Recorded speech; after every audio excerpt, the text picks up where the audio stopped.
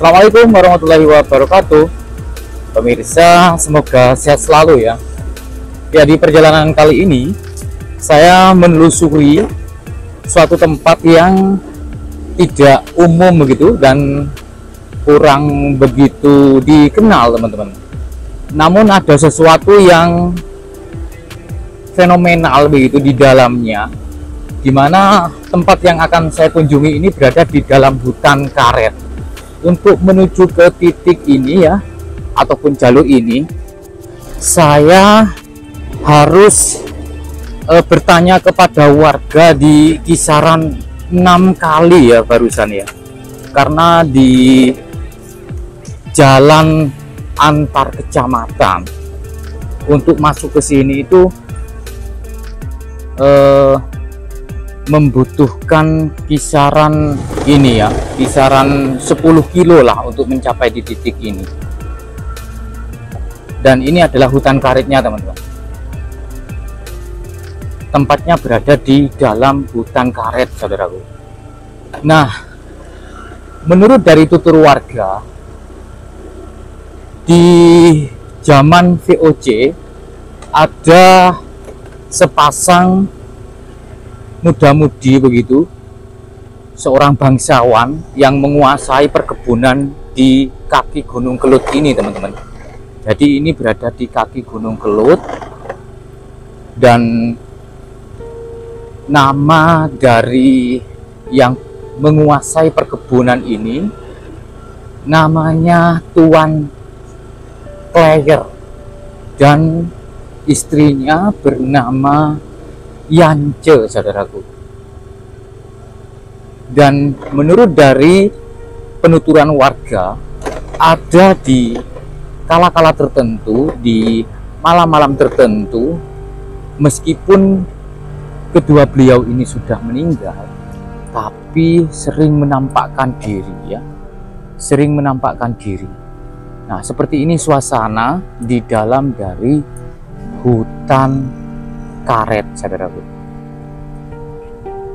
Ini di kisaran jam 2 siang, tapi suasana di sini sudah mendung, dan saya bersama Telusuri Nusantara beserta warisan kuno yang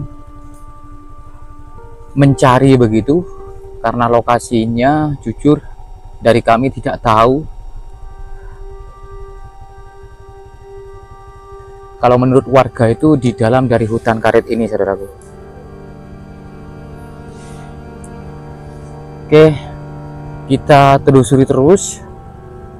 Saya juga saat ini sudah mulai merinding ya, melihat ataupun merasakan suasananya di dalam hutan karet ini. Apalagi dibumbui dengan tutur warga yang katanya kedua beliau ini meskipun sudah meninggal begitu, sering menampakkan diri, teman-teman.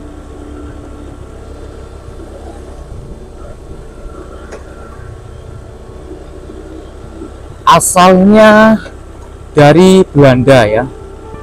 Jadi Tuan Kleyer ini dari Belanda, dan apakah istrinya juga dari Belanda kalau melihat dari namanya ya, Yance, seolah-olah dari Cina begitu, teman-teman. Oke, seperti ini suasananya.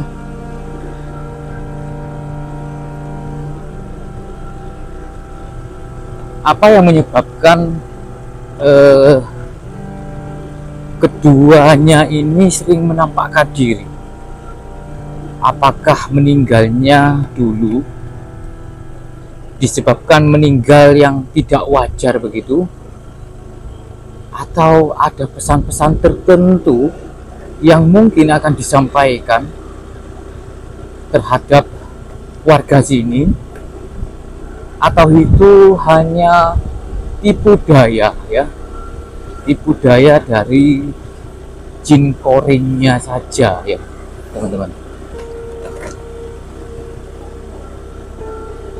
Kalau kalian melihat di Google Maps, tidak ada titik lokasi ya yang bernama makam dari Tuan Kleyer.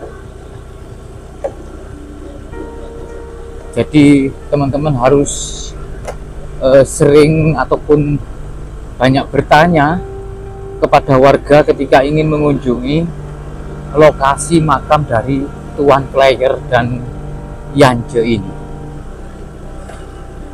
Oke, ini sudah perjalanan kisaran 5 menit, tapi sampai saat ini saya masih belum mendapati makamnya. Semoga saja di depan sana nanti ada warga yang bisa menunjukkan kepada kami. Nah, ada cerita lagi bahwasanya di perkebunan karet ini dulunya merupakan tanaman biasa ya, seperti jagung, kacang, palawija begitu. Dan setelah itu dirombak menjadi alas atau hutan karet ya. Dan menurut warga di tempat inilah dulu di zaman PKI ya, lokasi ini merupakan lokasi pembuangan mayat-mayat PKI. Nah, alhamdulillah ini ada warga. Semoga kita bisa ditunjukkan begitu lokasinya ya. Teng mriko wonten makame Londo. Oh nggih. Niku namine sinten, Mbah? Tuan Kleyer. Nggih, Tuan Kleyer. Nggih, Tuan Kleyer. Nggih, Tuan Kleyer. Yen mangker. Nate dipanggih mboten, Pak? Pak anu tiang deres-deres ngeten niki sing dipanggih. Oh, Mbah. jadi Nggih. Terus enten anu niku lho nggih, panggih kula niku lho. Anu nggih lare wis Cik Joko ngoten. Iris niku budal jam 11 sonten. Terus niku direncangi Pak mboten asal. Niku iris iki ambak ngoten ku enten tiyang mular ngoten. Nggih enten tiyang glubak-glubuk ngoten. Nah, dangu-dangu niku napa niku? Ajre larene niku. sepertinya kita salah jalur.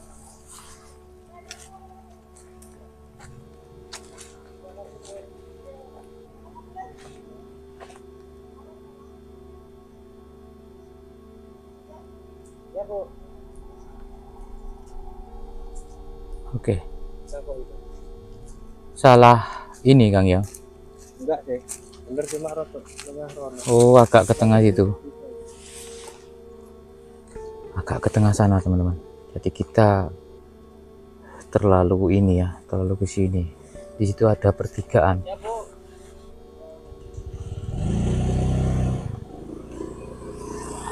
Oke.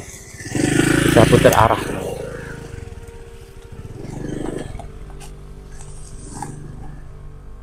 Iya. Dan untuk kontur tanah di sini tuh berpasir ya, bekas dari erupsi Gunung Kelut.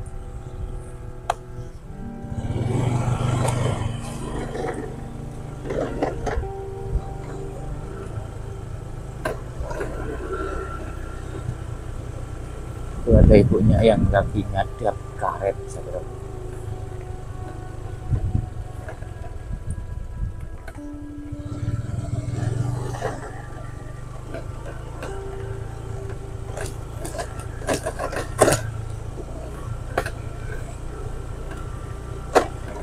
Ini hutan karet ini luas sekali ya.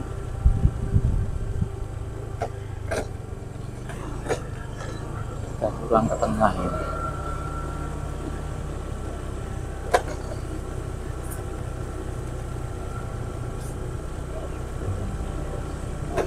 Wih.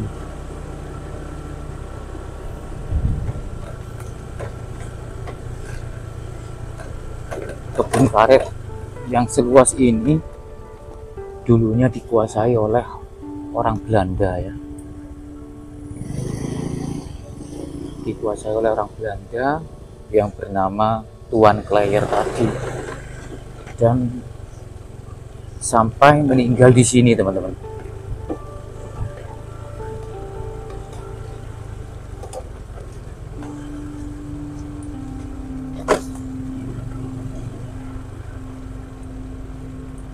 Alhamdulillah kita dapat makamnya. Oke. Ya, baik teman-teman. Setelah perjalanan kisaran setengah jam ya dari jalur kabupaten, dan kita setelah memasuki hutan karet ini sampailah kita di makamnya ya. Nah, makam dari Tuan Kleyer dan istrinya bernama Yance. Jadi inilah makamnya, saudaraku. Makam yang berada di tengah-tengah dari hutan karet. Bisa dilihat di sekitar kita saat ini. Nah, seperti ini saudaraku. Dan untungnya motor nyampe di lokasi. Kalau di musim penghujan ataupun sesudah hujan begitu, ini yang pastinya lumayan sulit untuk mencapai di lokasi ini. Ini yang dimaksud dengan kedua makam tadi, saudaraku. Nah, seperti ini. Jadi kedua beliau inilah yang di hari-hari tertentu, malam-malam tertentu, suka menampakkan diri kepada warga ya yang melintas ataupun yang masuk di hutan karet ini, dan ataupun kepada pekerja yang nyadap karet, saudaraku. Dan makam ini ukurannya tidak umum ya. Kalau saya lihat sepertinya tidak beda jauh dengan makam Cina. Tapi menurut warga, keduanya ini merupakan orang dari Belanda ya, yang menguasai perkebunan di daerah sini. Ini makamnya besar sekali. Untuk panjangnya ini di kisaran 3 meter teman-teman. Untuk panjang dari makam ini, dengan ketinggian di kisaran 1,5 meter. Dan sebetulnya di sini ada papan nama dari yang meninggal ini, namun ini terkelupas begitu, dan saya tidak mendapati suatu tulisan di makam ini. Dan diduga makam yang ada di depan ini merupakan istri dari Tuan Kleyer tadi yang bernama Yance ya. Nah, terus di sini kami dapati banyak material-material genteng maupun batu-batu boulder, yang kemungkinan lokasi ini merupakan lokasi rumah beliau ya. Nah, seperti ini teman-teman, rumah dari Tuan Kleyer dan Yance tadi. Nah, oke, terus kita menuju ke makam dari Tuan Kleyernya. Wih, kalau di sini teman-teman, yang pastinya ya suasana seperti ini yang pastinya merupakan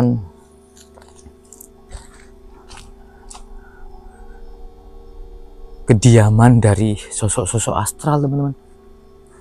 Ini horor banget ya, seperti ini loh suasananya. Ini masih di kisaran jam 2:30 ya, karena tadi kisaran setengah jam saya untuk mencapai ke sini. Nah, oke.